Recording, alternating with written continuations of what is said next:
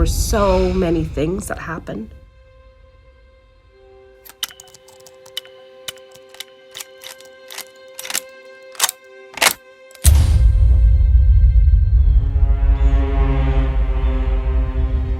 The danger for women is that women are not believed when it comes to any sorts of crimes.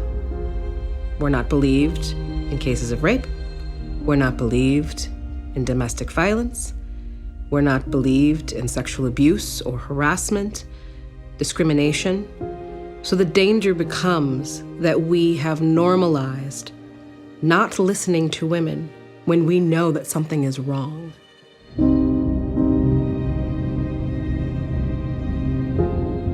Don't be fooled by this woman. She's a fraud.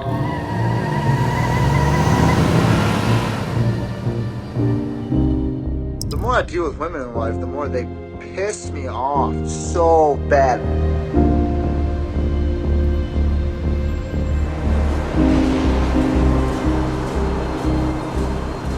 Lui, ce qu'il veut, c'est que j'arrête de vivre.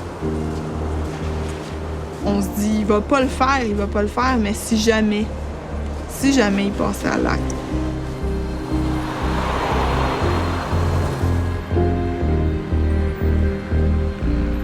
Ça sera toujours plus facile pour une féministe homosexuelle de cracher sa haine de l'homme, puisque par définition, elle ne le suce pas. Ils ont agi comme des loups dans une meute. Ils se sont dit, vu que tous les autres le font, moi je peux le faire et on me remarquera pas plus que les autres. Et puis c'est pas grave, vu que les autres le font.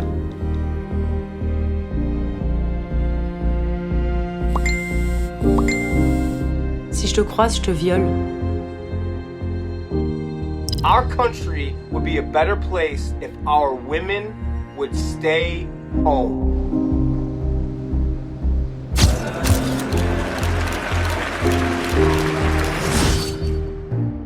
Know your role and shut your mouth.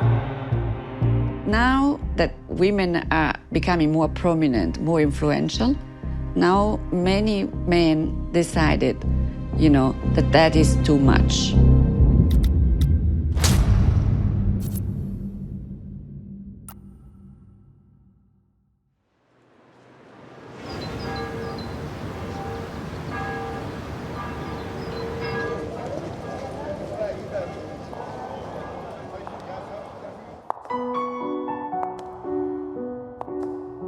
My name is Laura Boldrini. I am a member of parliament in Italy. Here we are at the Chamber of Deputies, La Camera dei Deputati. And in this corridor here, we have a lot of bus.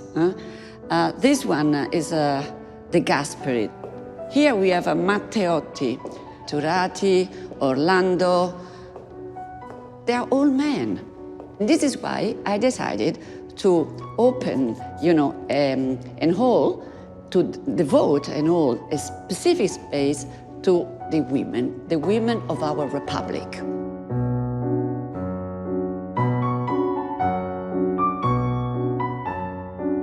I decided to put 2 mirrors because I didn't have any pictures of the first woman prime minister and the first woman president of the republic. So, because no woman has obtained, so far such a recognition. When girls come here, they like to take pictures of themselves with the Presidente della Repubblica, meaning it's a way for them to think about it. It passes a message of empowerment, and girls and women need empowerment. They need also to increase their self-esteem. They have to know that everything is possible if they want.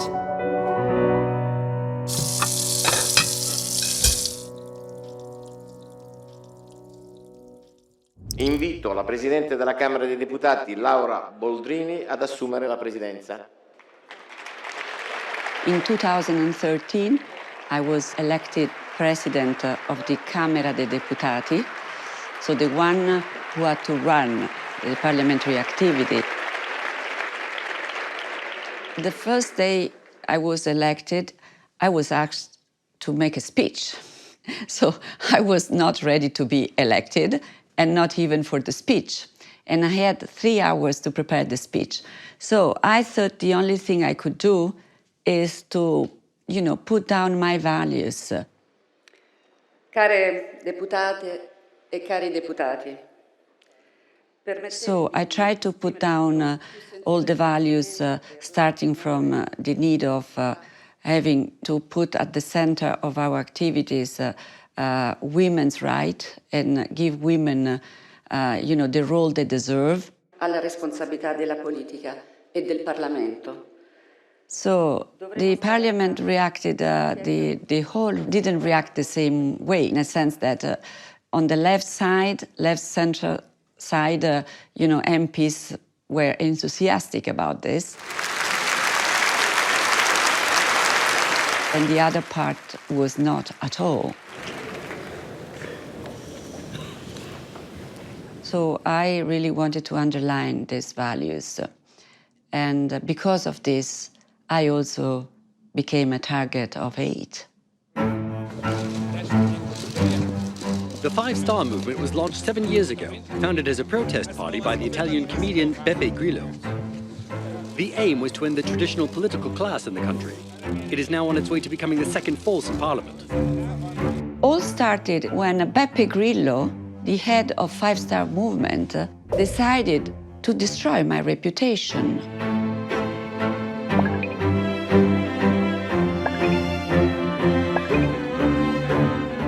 He put my big picture in a car and innocently asked his followers, "What would you do to Boldrini in a car?" The answers were absolutely awful. Thousands of violent comments, death threats, rape threats. Attacks were violent and sexist. It was terrible.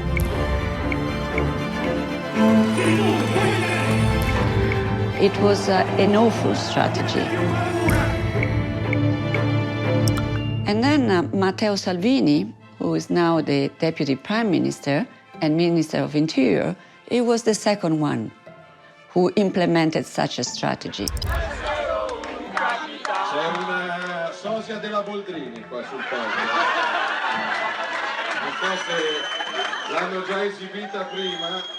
During a rally, he took an inflatable sex doll and he said, "Here we have the president of the Camera dei Deputati." So imagine the reactions which followed, What do you do with a sex doll? And then a mayor tweets, "Let's send rapists to Boldrini's house so she will smile again." A mayor doing this has a strange idea, very dangerous idea about rape. This strategy is aimed at telling women and girls, keep far.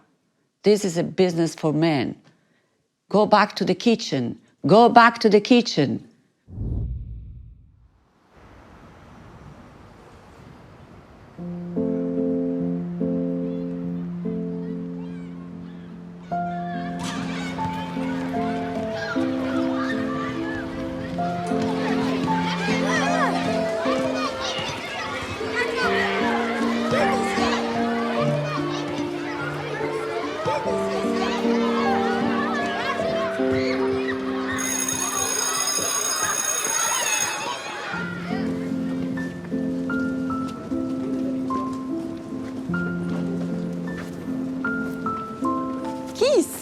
A déjà vécu de l'intimidation sur soit une application, un site ou un jeu? Laetitia? À un moment donné, sur Instagram, il y a un gars qui est arrivé puis qui a dit « Allô, bitch ». Fait que là, après, il arrive et m'envoie une photo de ses abdos. Là, j'étais genre vraiment malaisée puis je trouvais ça vraiment bizarre. Il me dit genre « Attends, je me masturbe, puis comme, c'était vraiment bizarre, OK? Ça, est-ce que c'était un gars que tu connaissais? Non, je le connaissais pas. Estelle. Il m'a traité de... Tu peux le dire. de petite pute. Tu sais pas c'est qui? Non, je sais pas c'est qui.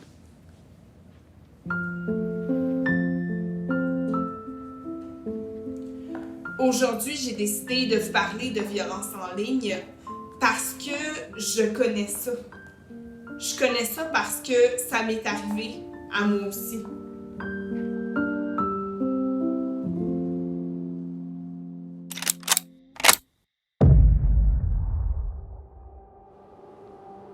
Je m'appelle Laurence Gratton. Je suis enseignante au primaire.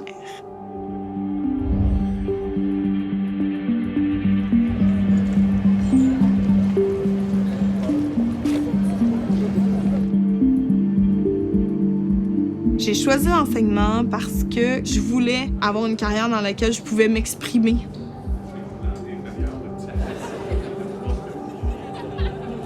J'étais vraiment hyper heureuse. Je voyais ma carrière de rêve, en fait, se concrétiser.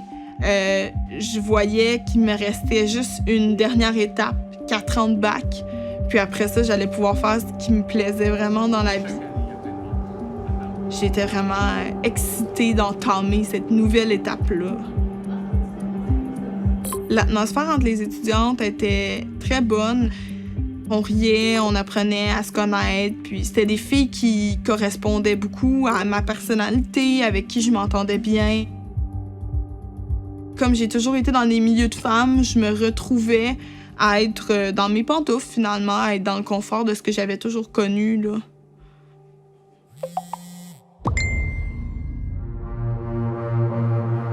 Le premier événement de cyberharcèlement, il est arrivé lorsqu'une fille dont je ne connaissais pas le nom et dont je ne me rappelais pas du visage m'a ajoutée sur Facebook. Je me suis dit, je dois l'avoir croisée, je dois lui avoir parlé 5 minutes, puis je me rappelle plus d'elle. Donc, je l'ai acceptée.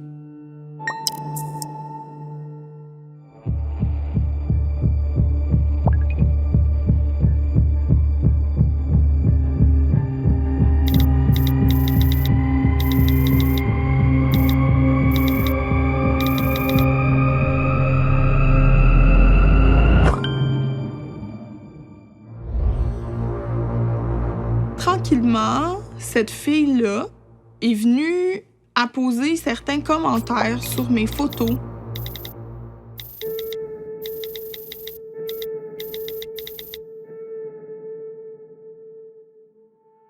J'ai commencé à me demander c'était qui cette fille-là, pourquoi j'avais aucun souvenir de lui avoir parlé, mais elle se permettait de venir m'insulter dans les commentaires sous ma photo.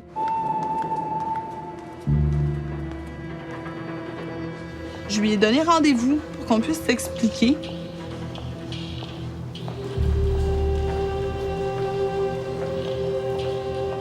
Sandra Durocher-Tremblay m'avait écrit un message personnel pour me dire « Je suis dans le local, je t'attends ».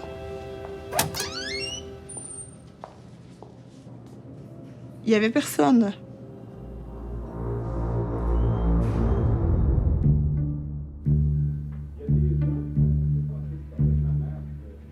Pas longtemps après ça, je me mets à recevoir d'autres messages de filles qui disent étudier avec moi, être dans mes classes et constater que je prends trop de place en classe. Ça allait dans tous les sens, vraiment. Lève plus ta main en classe pour parler. Conne, salope. T'es laide. Tu sais que t'es pas belle, pis c'est pour ça que les gars te veulent pas. Tu vois pas là que t'es pas à ta place en enseignement, t'es juste une conne. Je vois pas comment une future prof peut poser des questions aussi stupides que ça. C'était toutes des filles qui notaient ce que je portais, ce que j'avais dit, qui me citaient mes paroles exactement, mais dont j'avais aucun souvenir d'avoir vu finalement. J'ai commencé à regarder autour de moi, c'était qui mes collègues. Ça m'a rendue paranoïaque.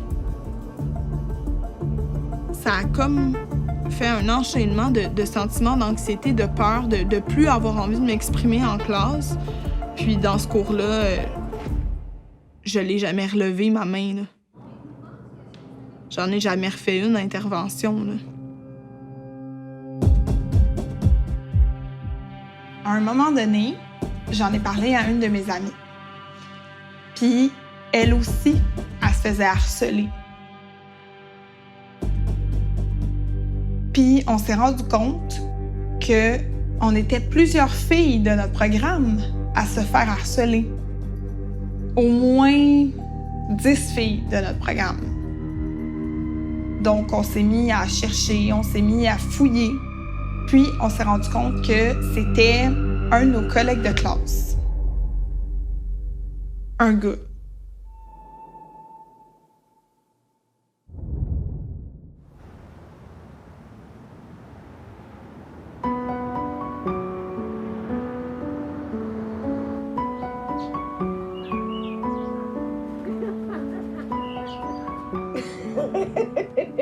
Nope, it's a sweet treat. My name is Kiah Morris. I am a mother. I am a wife. I am a politician and an elected official from the state of Vermont.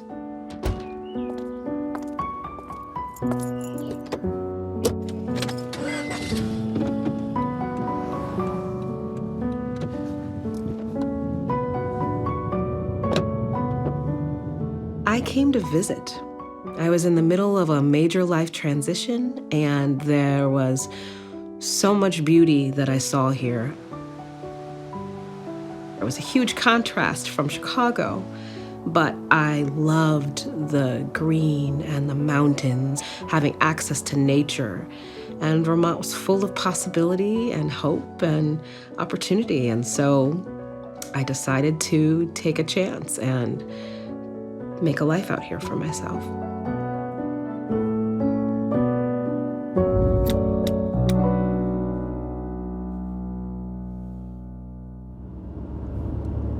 I had been asked several times by many different people to consider running for office. So I actually entered into a training program through Emerge America and was in the first cohort of women who were being trained to run and win elected office. I got in and I ran and I won. I've always been a fighter. And I've always been someone who will stand up for others and speak truths. And they saw that.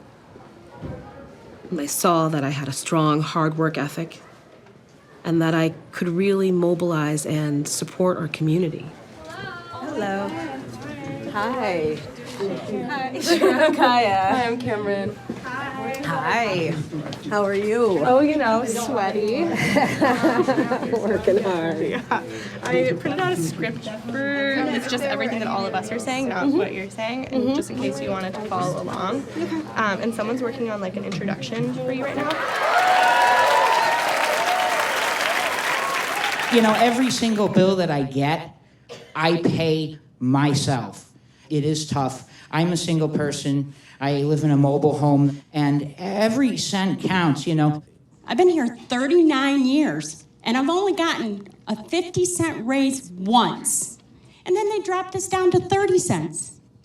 I mean, I would just like to have a raise. This is hard and emotional for me, as it could be for many.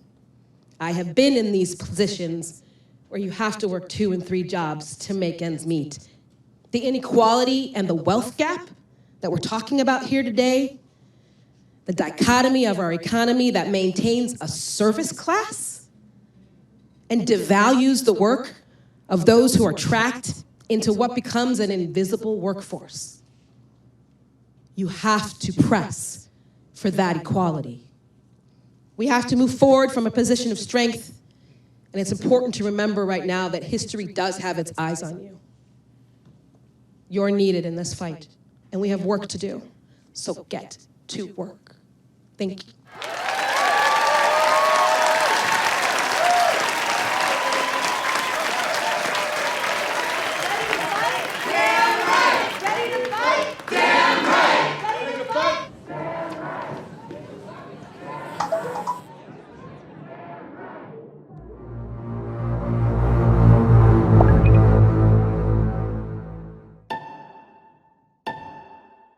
There were always a few things that might pop up here or there, but nothing on a scale of what I started to experience in 2016 during my re-election campaign. Hello. My name is Kiah Morris, and I'm running for state representative in District 22. I'm running because I love our community.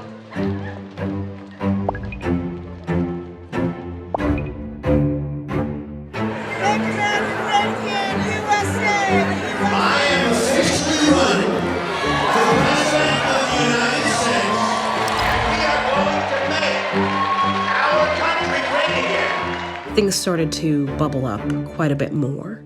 We had a national campaign for the presidency and Donald Trump as the front-runner candidate. You've called women you don't like fat pigs, dogs, slobs, and disgusting animals. The level of hateful rhetoric that was coming through the airwaves and into every community, that was a real stun. The President-elect of the United States of America, Donald Trump.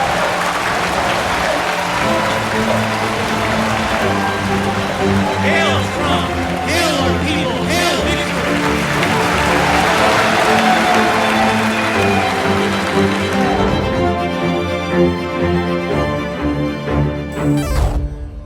There was a well-known website, the Daily Stormer, that had identified and connected me up with a local neo-Nazi in the community. He was actually in my district, so someone that I represented. And really, they were asking the question, how did this Black woman get into office? This happened on your watch, essentially. And it was... It became sort of an open season because this lived in the world of Twitter, where things move at lightning speed. Started seeing different types of messages that were threatening, all sorts of really hateful language used to describe me. But there was no safe space for me other than Africa. I would have messages placed on my Facebook page from people who basically said, here is this Black woman who came here from Chicago and is coming to destroy everything that's beautiful about white Vermont.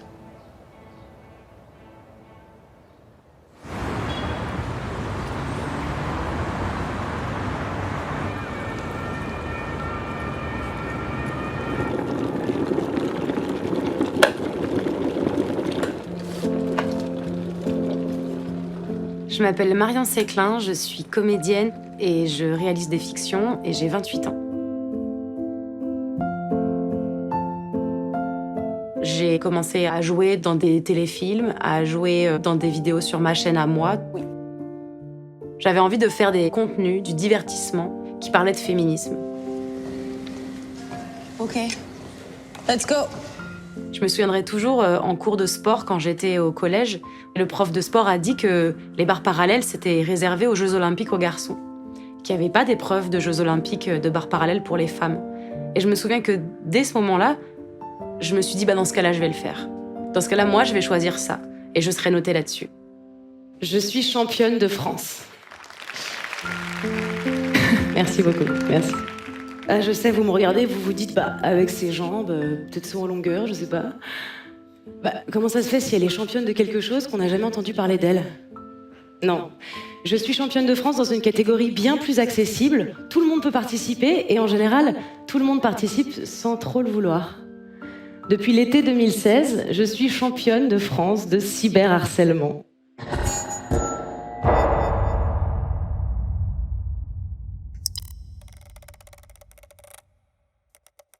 Pendant des années, j'ai fait des vidéos sur Mademoiselle. Salut toi. Ça fait un peu plus de 4 ans que je me considère officiellement comme féministe. Je choisissais un sujet du féminisme et je demandais aux gens de réagir. Ce que je déteste vraiment quand je suis dans la rue, c'est quand il pleut. Mais ce que je déteste encore plus quand je suis dans la rue, c'est de me faire emmerder. Et je parle bien de harcèlement de rue. Et là, si j'avais pu prédire ça...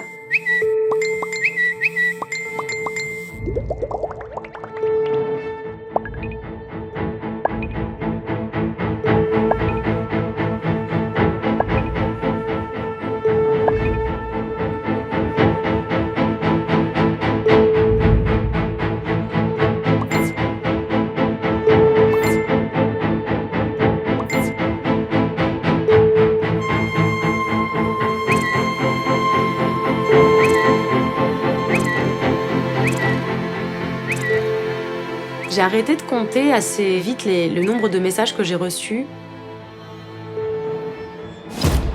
Je me suis arrêtée au chiffre 40 000. 40 000 insultes, menaces de mort et menaces de viol. It's the misogyny.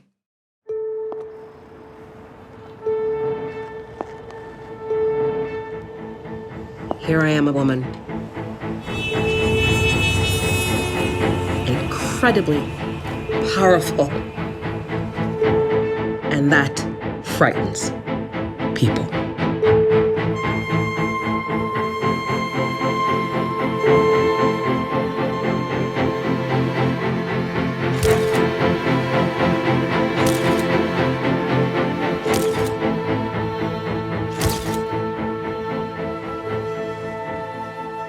En fait, je m'intéresse à l'insulte depuis une vingtaine d'années.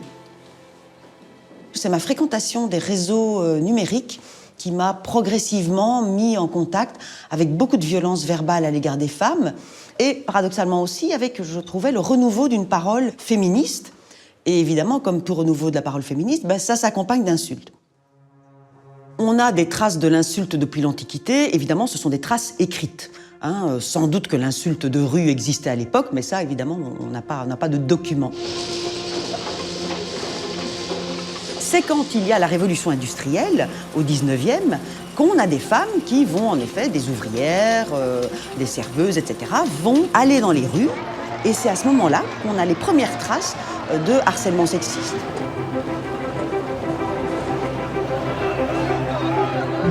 C'est quand les femmes ont commencé à sortir dans l'espace public qu'elles ont été insultées.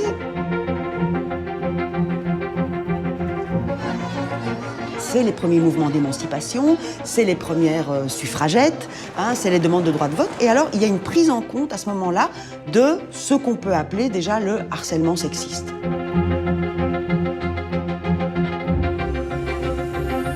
Et puis aujourd'hui, on a la viralité. L'insulte s'est adaptée à la technologie. On parle en fait avec le numérique de violence augmentée à l'égard des femmes. En 2015, l'ONU a fait paraître une étude qui montrait que les phénomènes de harcèlement et de violence sur le net, c'était majoritairement les femmes et les jeunes femmes qui étaient victimes de cela. À quoi sert l'insulte finalement aux femmes ? Peut-être à dire, en fait, tu me déranges quand tu es dans l'espace public. En fait, pourquoi tu es là ?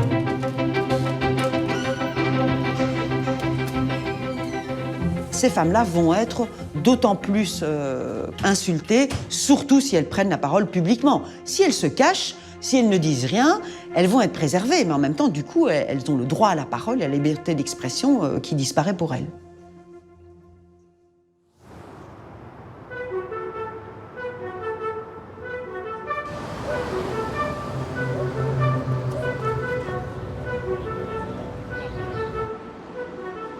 I'm surprised that there are people who have seen the extent and the severity of digital misogyny and that they aren't more concerned and more horrified by it.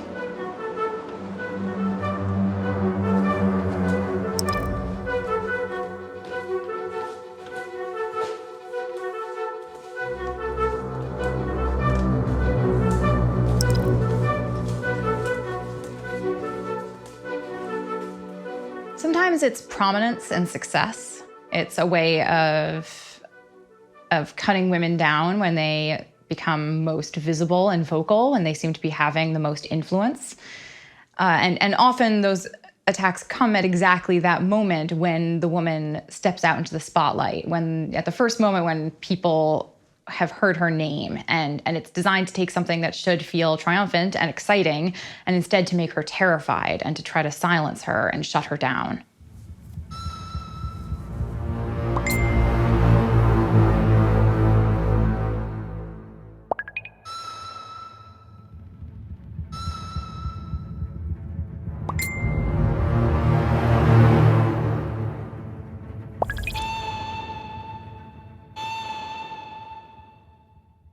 There's a slight difference between large-scale attacks that happen all at once and attacks that happen sort of over a longer period of time. Those tend to be targeted toward women who have had long careers, who have made inroads, and it's just a steady stream of hatred meant to remind them that they can never fully rest. The rise of misogyny online really worries me, and the normalization of misogyny, the spread of the idea that misogyny is normal and natural, and that feeling that men are superior to women is just a normal feeling. That really concerns me.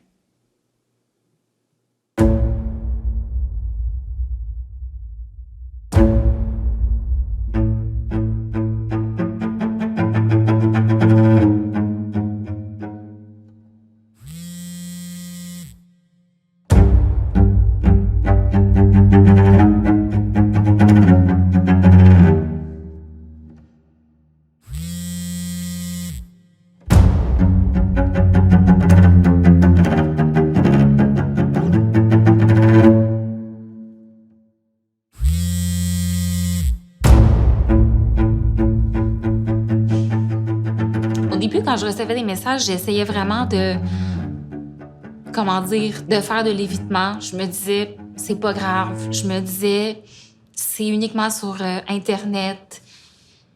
J'essayais de me faire croire que ça m'atteignait pas. Mais à un moment donné, avec le temps, ça finit par t'atteindre. Avec le volume de messages, avec la durée dans le temps, ça finit vraiment par nous atteindre. Ce gars-là, il harcelait des filles depuis longtemps. Donc là, on est allé voir la doyenne. On lui a montré les screenshots. On lui a expliqué qu'on savait que c'était ce gars-là. Elle a regardé ça, puis elle nous a répondu qu'elle gérait l'université, elle gérait pas Facebook. Lui, quand il a su qu'on était allé voir la doyenne, il était vraiment pas content.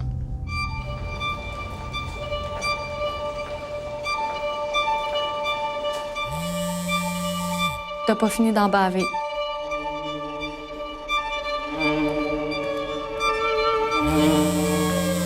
Faudrait que tu fasses attention. Il va peut-être t'arriver quelque chose. Je veux juste te dire que je sais où t'habites. Il y a eu un message qui contenait mon adresse. Comme si mon harceleur a voulu me faire un rappel. Je sais où tu habites. Je sais où tu vis.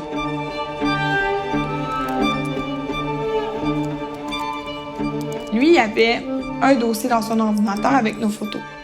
Puis comme on avait déjà fait des travaux d'école avec lui, il y avait nos adresses, nos numéros.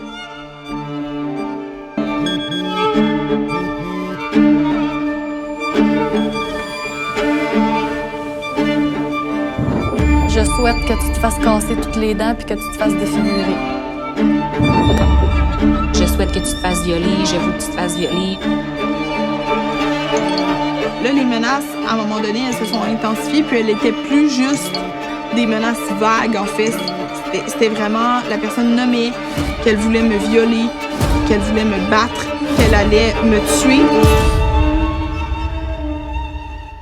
Là, à ce moment-là, j'ai commencé vraiment à paniquer. Puis je me suis dit, il faut que j'aille voir la police.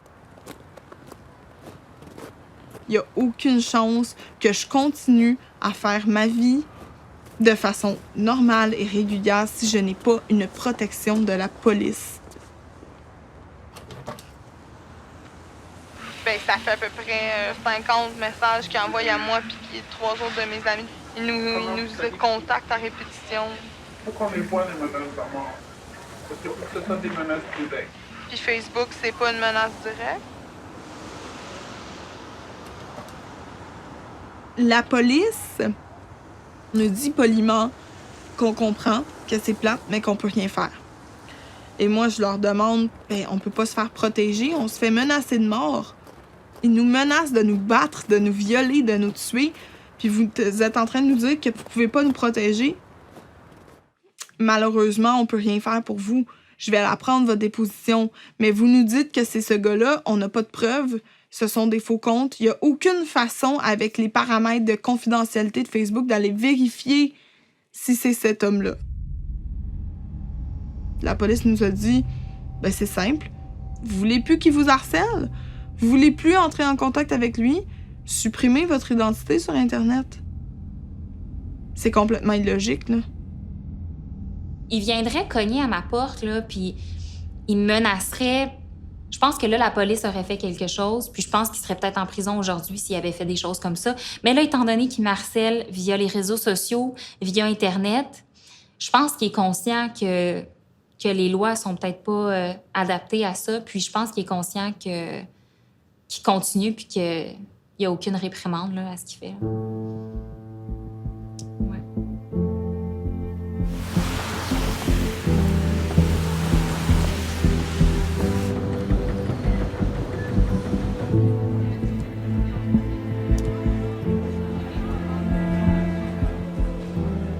Quand on regarde l'impunité des agresseurs, c'est qu'il y a vraiment une certaine difficulté, d'abord, à comprendre, même pour... Tu sais, la plupart des milieux ne sont pas encore si numériques. Quand on regarde, dès le départ, quand les policiers étaient saisis d'une plainte qui avait lieu sur le numérique, qui était une époque où il n'y avait même pas accès à Facebook il y a quelques années, et là, il a fallu faire de la formation, et tout le monde n'a pas encore la formation. On forme les gens pour faire face, par exemple, aux plaintes liées au harcèlement sexuel, au viol, etc. Bien, il faudrait aussi un petit peu plus, je dirais, de sensibilisation au fait que être harcelé en ligne, c'est être harcelé, pointe à la ligne. Moi, ce que je vois beaucoup, ce sont des jeunes femmes qui sont victimes de ça et elles me disent à qui je devrais m'adresser parce qu'on ne me prend pas au sérieux. J'appelle au poste de police, j'ai fait un dossier, je me rends personne, on regarde ça, puis on dit « Ouais, c'est sûr, 150 messages de bêtises, c'est pas le fun. » Puis c'est comme si on voyait pas toujours le harcèlement dans tout ça. Je pense qu'il n'y a peut-être pas encore des lois avec du mordant pour qu'on puisse agir dans ce cas-là. Parce que du harcèlement, là, si en ligne ou en personne, c'est du harcèlement. Hein, c'est encore plus intrusif quand c'est sur ton téléphone que quand c'est chaque fois que tu passes sur le coin de rue. Là.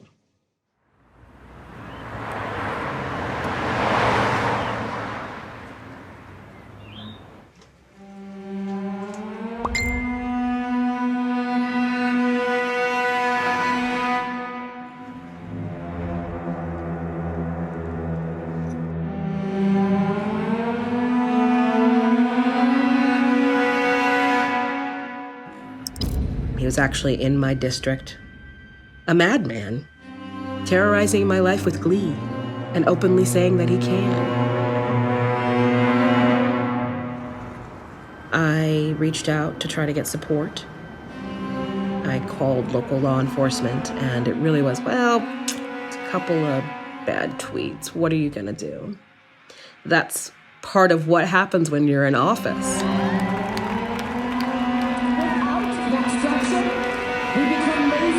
I did not want to pretend that this was just another thing online, that it was something that needed to be taken seriously. Because of the nature of the words used, the tone of the words, the symbols that were utilized, and the like, that this does cross the line from speech to something that would cause emotional distress.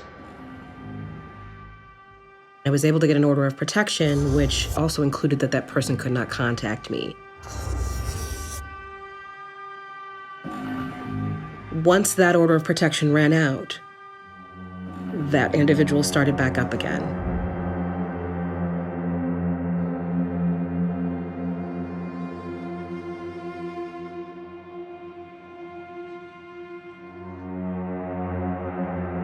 I really hadn't been watching or been looking for him in those spaces, but he had started all over again.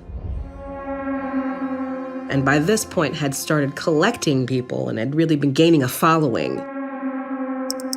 Hey everybody, Kevin Hoy live from beautiful Bennington, Vermont. We don't want people like Kiah Morris in our community. When I say that, it has nothing to do with the color of her skin, everything to do with her lying, cheating, sneaking butt and all the crimes that she has committed. Don't be fooled by this woman. She's a fraud, someone who is a non-Vermonter, someone who is here to wreak havoc, to race bait, cause a mass division among the people.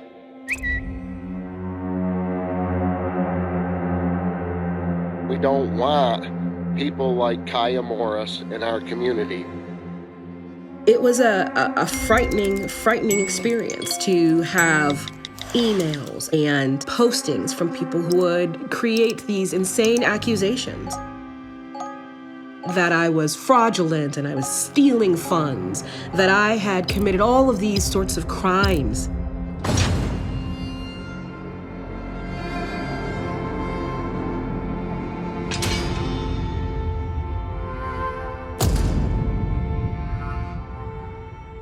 There have been postings talking about the necessity of having me being raped because it's a corrective action, right? It's a corrective action meant to silence and meant to dehumanize and meant to make someone live in terror.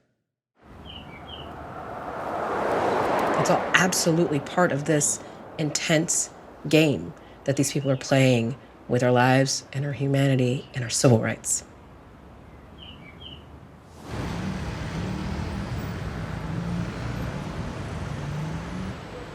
Pendant MeToo, j'ai témoigné d'une agression sexuelle que j'ai vécue quand j'étais adolescente. Quand j'avais 16 ans, je me suis fait violer par mon copain de l'époque et des amis à lui. Le pire pour moi, entre mon agression sexuelle et mon cyberharcèlement, ça a été le cyberharcèlement. Coupé.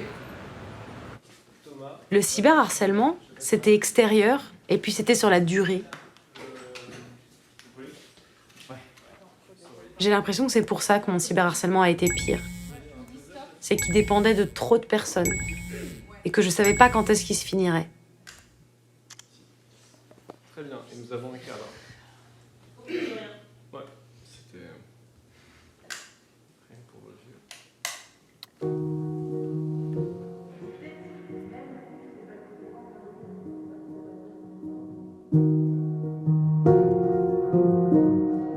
L'impact psychologique que ça a eu, c'est que ça m'a affaibli terriblement. Ça a affaibli toute ma confiance.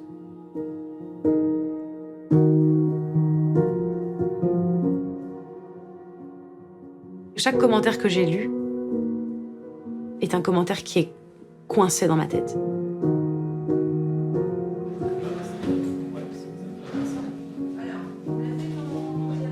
Vous regardez, vous ouvrez son truc. Yes. Allez. Ça tourne. Et sur un B3e. Action.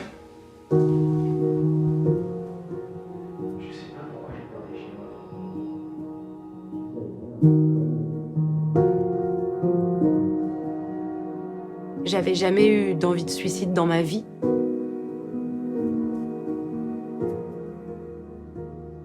J'ai eu envie de mourir à des moments.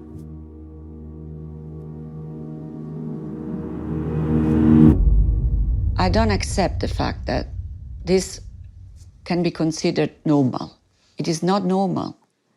And I don't want, girls and women to decide whether to stay in the web and accept constant humiliations or to leave internet, to leave the social media. That's not the kind of choice we have to do.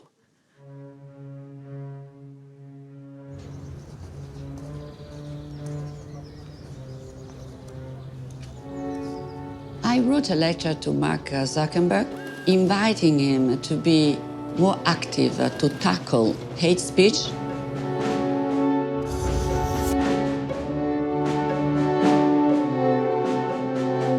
I don't want the internet and social media become a place of violence, and I would like them to take their own responsibilities.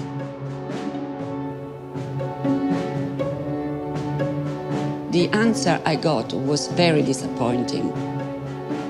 Our rules in Italy are not necessarily the rules of Facebook, which has an international policy. And so what is the crime at the national level, like, promoting hate speech? It is not a crime for Facebook. And this is a serious problem. So if the platforms in which this occurs doesn't take any measure to stop it, then you are part of the problem, not part of the solution.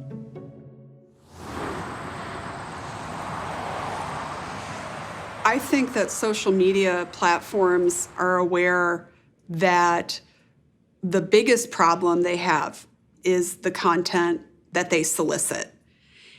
What I mean by that is these platforms without user-generated content would be empty vessels. They would be nothing. In order to entice people to use the platforms, they solicit people's self-expression. They've set up their business model to need that and to need it relentlessly and endlessly.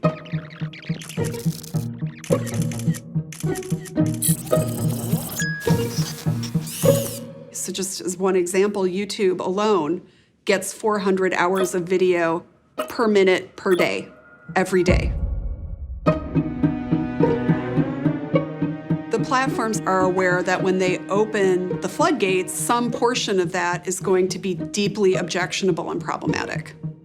Why are all women so stupid?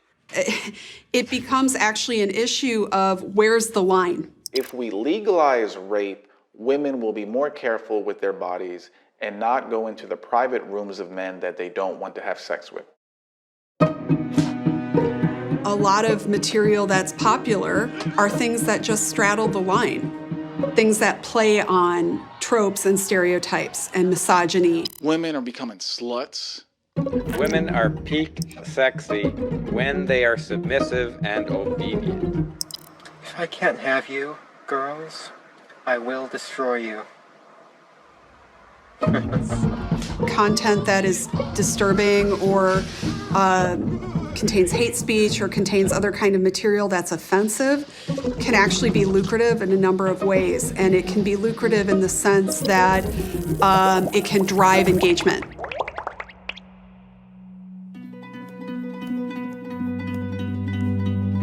I feel like there's a longer trajectory to this. Like what happens, for example, when you grow up online being desensitized to misogyny?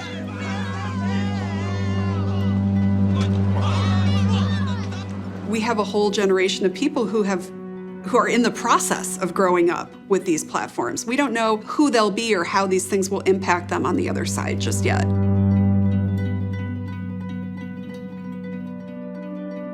It seems to me that there will be a social toll associated with that going forward that we have yet to really fully realize.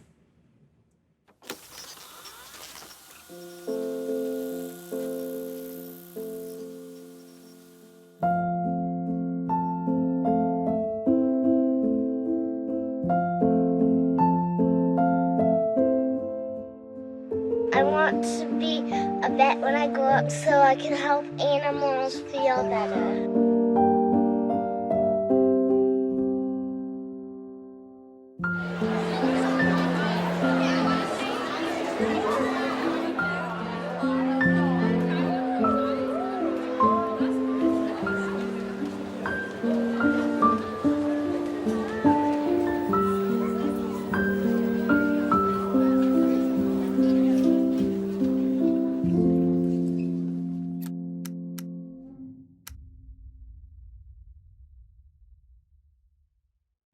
Tomorrow is April 3rd, and April 3rd, 6 years ago, I picked my daughter Rete up at a counselor's meeting, and I drove her home to her mom's house.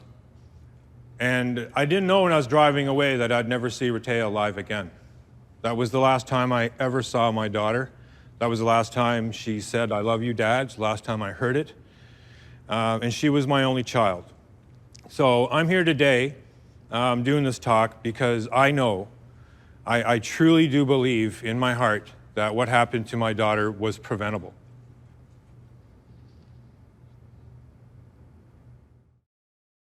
On November in 2011, Ratea went to a sleepover at a friend's house, and there was 2 boys there. The boys had some vodka, so Ratea had a couple shots of vodka. She remembers doing that, and then she remembers waking up the next morning between 2 boys that she didn't know at all. And her clothes were partially undone and partially removed. And the way she described it, she said she knew something had happened to her body, but she wasn't sure what.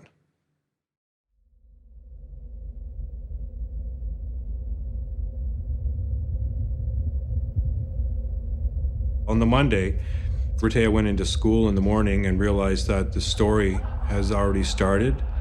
The story that she slept with guys.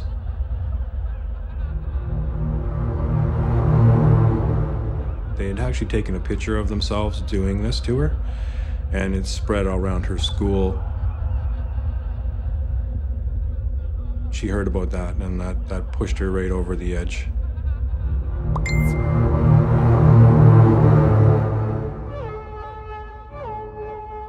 People would laugh at her and make fun of her and ask her if she's the whore hanging out the window. Because she was assaulted, they actually carried her to a window because she was so intoxicated she started to throw up. And they hung her out the window, and that's when they took the photograph of one of the boys assaulting her when she was in that state. But people just made fun of it, and it was just brutal. You know, me and her mom have always said that, you know, when the boys did this to Ray, when they assaulted her and took that picture and spread it around, it's like they put a bunch of bullets in a gun. People were writing on her Facebook that sluts aren't welcome in the school. She'd constantly be getting texts from guys who would just say filthy things, you know. There was a girl who let Ray know that no matter what high school, because she had to change high schools, and they were, whatever high school you go to, I'm just going to make sure everyone at that high school has the picture.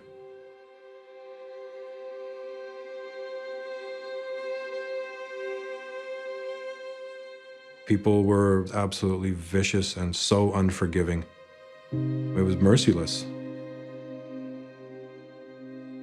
The torrent of abuse was too much.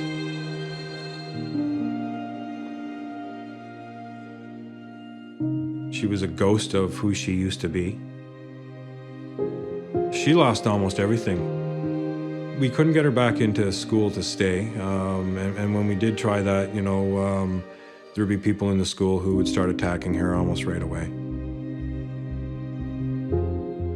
We were powerless as parents to do anything about this at all because we had contacted the police.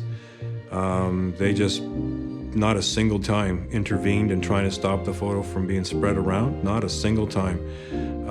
They didn't go talk to anybody or hold anyone accountable, try to get it out of the schools, nothing. They told us it wasn't a police matter, it was a community matter. And they just didn't do anything about it.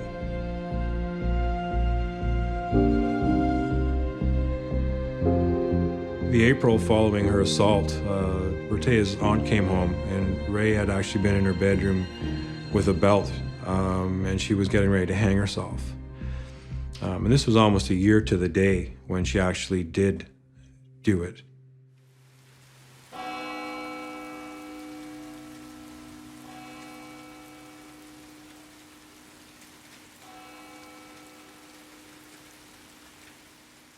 I think she was a victim of misogyny in a systemic level. I think her life had less value than a boy's life. I think that was the driving force behind the police investigation. You know, it's a rape culture, it's a misogynist culture. Women can tell you they're attacked all the time online and harassed and ridiculed, and it's brutal, man. It's just, it allowed the worst of our community to have a voice, and that's the biggest downfall of it at all. People who before kept to themselves now feel brave enough to say anything they want to, and some of them just take pleasure in being as ignorant as they can.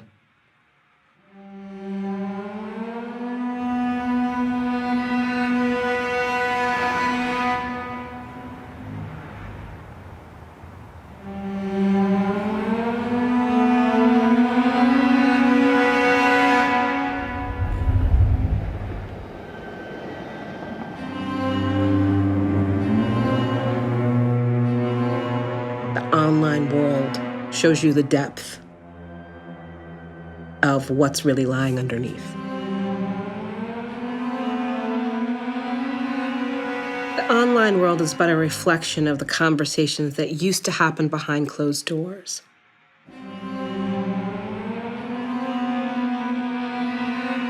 This is not something that is just the bad result of a prank gone wrong. This is a means of mobilizing. It is a means of connecting those who maybe haven't even defined what their ideologies might be, but they're finding resonance in something that's being said. And it validates what they want to believe and what they see in the world around them.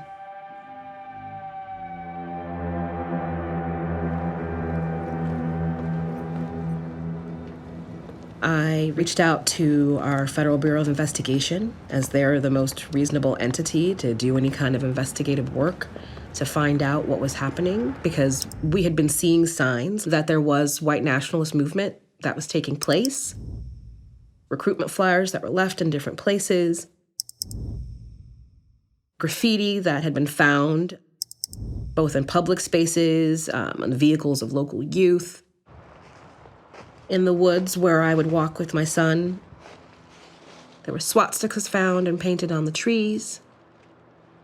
There just was not an understanding and a willingness to really admit that there was something more to this because of the fact that it began in an online space. Women are often left to fight our own battles in everyday life, and especially online.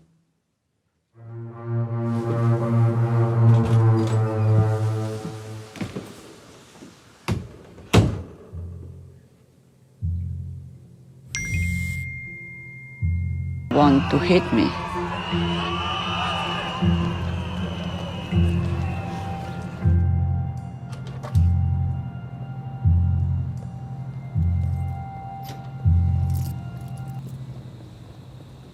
Should we be afraid is a loaded question. I guess the better question is, are we afraid? What happens online finds its way into the real world. Those calls to action to bring about violence against women, they are happening. So it's not a question of should we be afraid, but are we afraid? And does that fear cause us to retreat? Does it cause us to feel fear in a way that is effective for their purposes?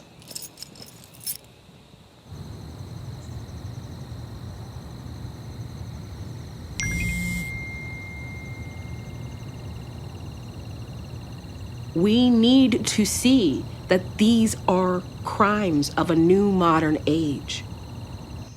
And that terrorism gives a direct pathway to real violence in the physical world.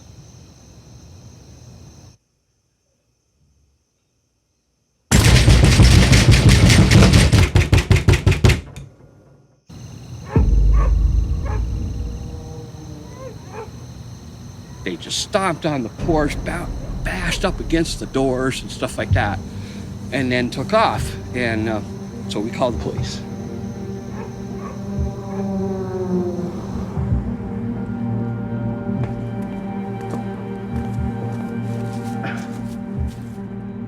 The fence that's over there, it sounded like somebody running with a stick across it, like a bicycle spokes, like that. A little bit later, they were shooting paintballs, and then the whole side of the shed, roof, side of it, everything was all covered. Somebody drove by and yelled out the window, "F you, bitch. Go back to Chicago." It was 4 o'clock in the morning. There was a guy standing up here, and he was talking to the other gentleman that was down on the road. And I came out the kitchen door and confronted him. He was right there in between the telephone pole and those bushes.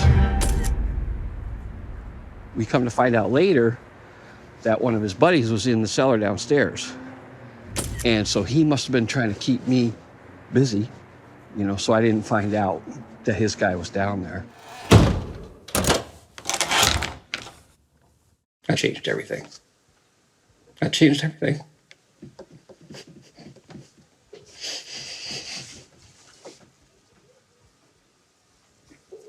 It completely took away any sense of security, any sense of safety that we had in our home. Do you know what it's like to talk to your mother when she's in tears and begging you to leave the state and to never come back? Yeah. To know that there is someone living in, your mother is living in fear for her daughter's life, for doing what she raised her to do, which is to stand up for other people, which is to be a positive force for good, and that is threatening the life of her child. She has to worry about me. She has to worry about her grandson. No one should have to live that way. No one.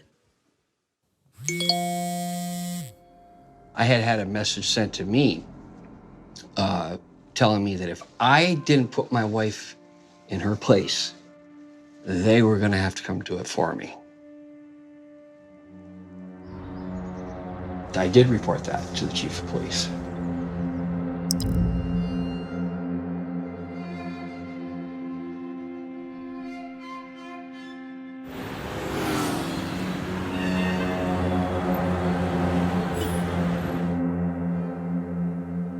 Let's send rapist to Boldrini's house so she will smile again. A mayor, so an institutional figure. Is it possible to accept this way of doing politics in a democratic country? Instigation to rape is a crime. I decided that I had to react to this. I decided to sue him for defamation.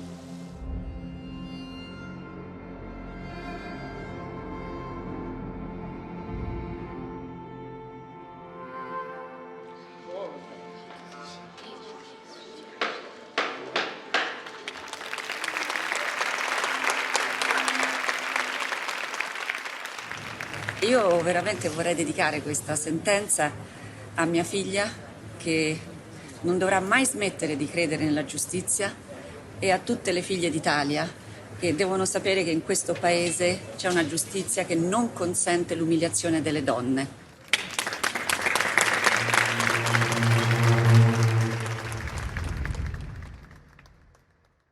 After that is follows. They put my effigy on fire.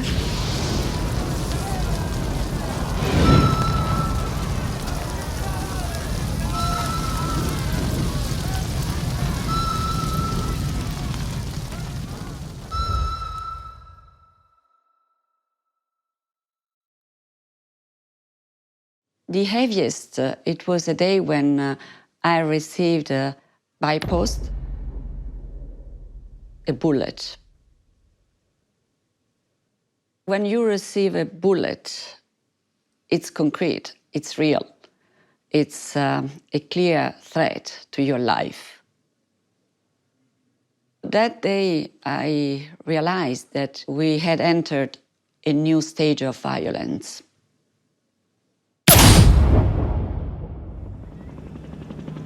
Look at Jo Cox in the UK. Jo Cox was an MP. She received threats on the social media, and then she was killed. She was killed. She's somebody who dedicated her life to human rights and to justice. She became an MP for the area where she was born and grew up and loved. In Parliament, she was respected across the whole House. somebody with a deep commitment and deep passion for human rights and justice.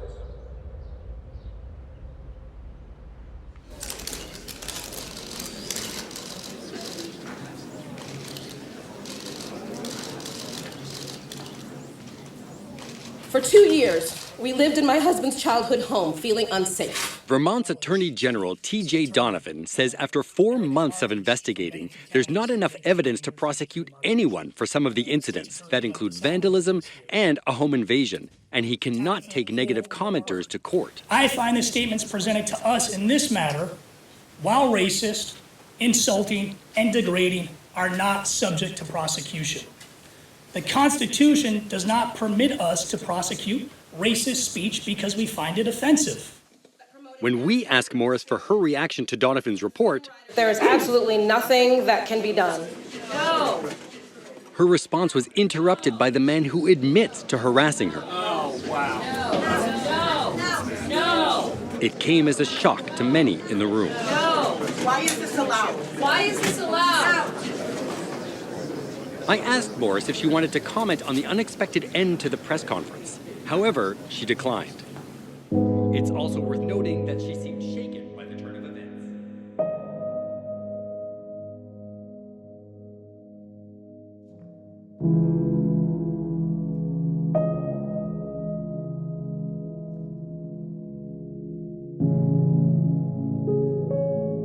You are never, ever required to tolerate hate, to tolerate intimidation, to tolerate harassment.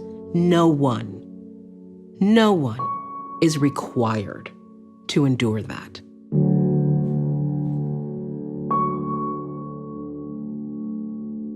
Was not going to be worth me risking my life, that of my family, for a system that was just not ready to deal with this new world of technology.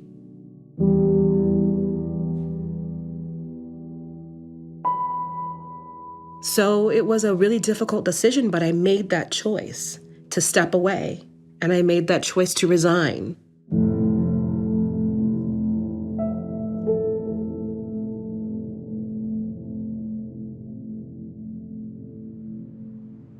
After all that has happened and the things that we need to move forward with for our future, we realized that we need to move to a place that will allow for us to have a fresh start in many ways.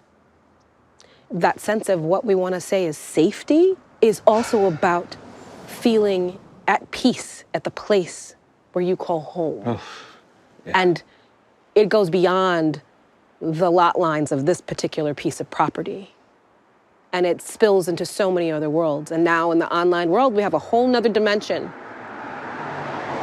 of spaces and places that exist that have suspicion built around them, that have distrust built around them. And that's a lot for anyone to have to endure. And it has really negative outcomes for us. We have no delusions about the fact that this is going to follow us online. They have already put out there that we're moving and where we're moving to.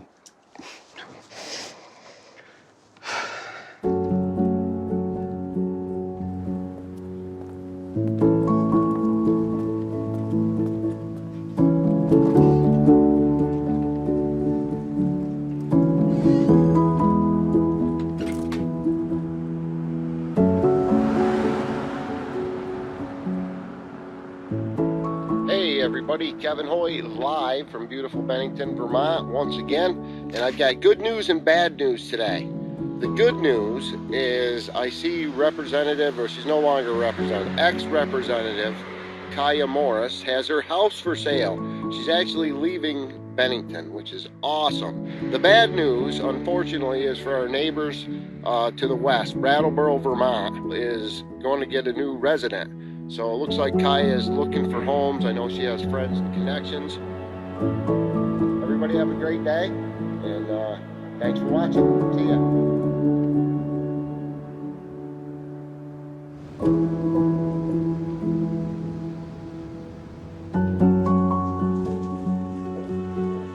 We can't underestimate the cyber violence anymore.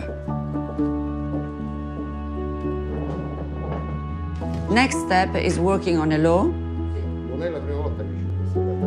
I'm now working on establishing a team of experts to work at a bill on hate speech and fake news and on the platform's responsibility, like the German law. In Germany, Facebook, for instance, they had to invest in monitoring the messages and remove the violent messages within 24 hours. So if they don't do this, they have to pay a very heavy fine. I don't know if this bill would be, voted, but at least I think I have the duty to work on it and to try.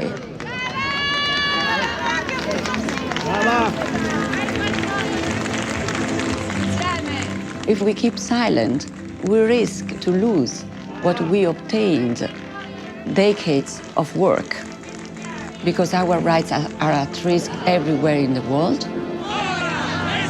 Now it's a time to react.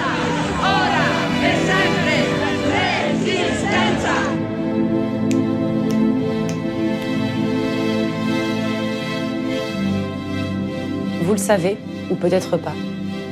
Chaque jour en France, autour de nous, autour de vous, des femmes sont victimes de violences sexistes et sexuelles. Chaque jour, chaque minute. Ces violences nous pourrissent la vie.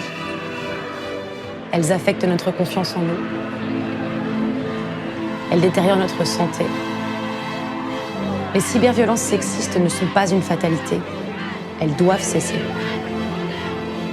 Participez à la marche du 24 novembre pour dire à toute la société que nous allons en finir avec les cyberviolences sexistes.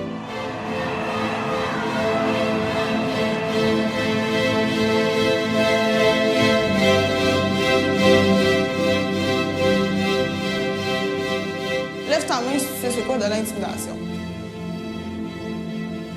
Pour moi, c'est plus qu'important, c'est primordial de parler de cyberviolence aux jeunes parce que, au-delà de la dénonciation, c'est le geste que je peux poser qui est le plus concret pour prévenir. Parce que si moi, je le fais pas, puis que leurs parents le font pas, ben ces jeunes-là, ils ont personne à qui se rallier pour savoir exactement les comportements à adopter.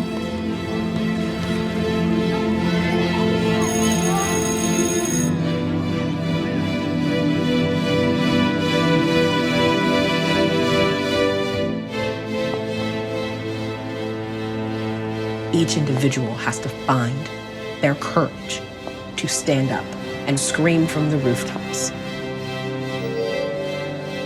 As a woman, my courage must work towards the eradication of issues of race, gender inequality, and the promotion of human and civil rights.